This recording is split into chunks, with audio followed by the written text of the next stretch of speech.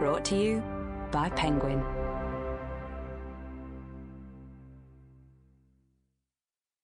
Cross Country by James Patterson. Read by Akko Mitchell. Prologue.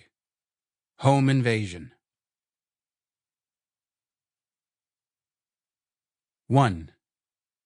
Georgetown, Washington, D.C. The surname of the family was Cox. The father a very successful trial lawyer, but the target was the mother, Ellie Randall Cox. The timing was right now, tonight, just minutes away. The payday was excellent, couldn't be better.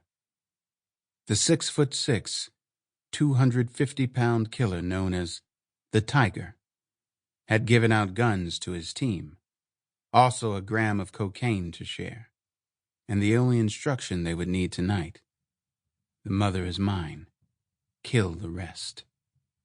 His secondary mission was to scare the American meddlers. He knew how they felt about home invasions and their precious families, and murders in cold blood. They had so many rules for how life ought to be conducted.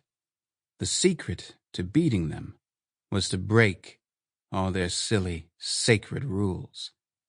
He settled down to watch the house from the street. Wood blinds in the first-floor windows drew horizontal lines across the family members as they moved around inside, unaware of the murderous forces gathered outside. The boys waited restlessly at the Tiger's side, and he waited for instinct to tell him it was time to move on the house. "No," he said, "we go." Then, with only the slightest bend and whack of the knees, he began to run, breaking out of the camouflaging shadow of an evergreen, his strides almost too fast to count. A single, powerful leap, and he was up on the stoop of the house.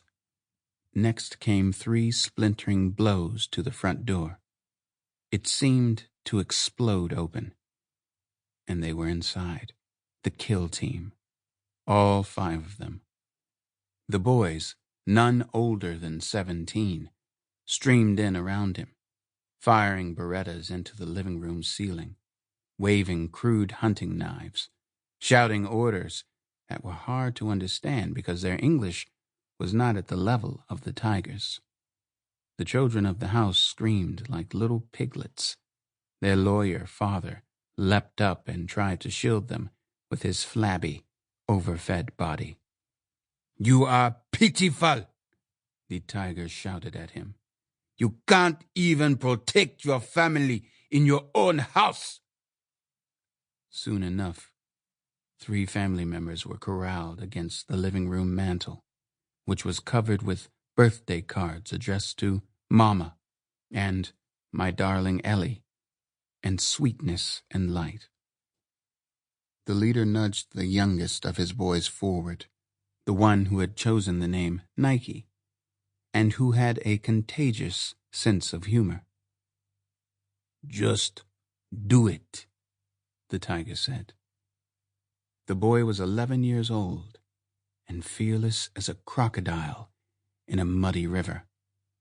He raised a pistol much larger than his own hand and fired it into the shivering father's forehead.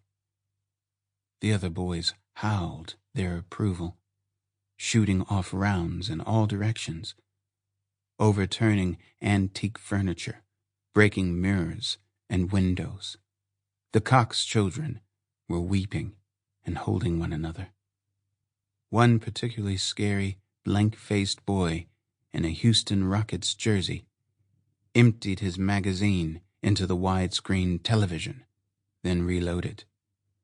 "Rock the house!" he shouted. 2. The mother, darling Ellie, Sweetness and Light, finally came running and screaming down the stairs for her Akata babies. "Leave them out of this." Sample complete. Ready to continue?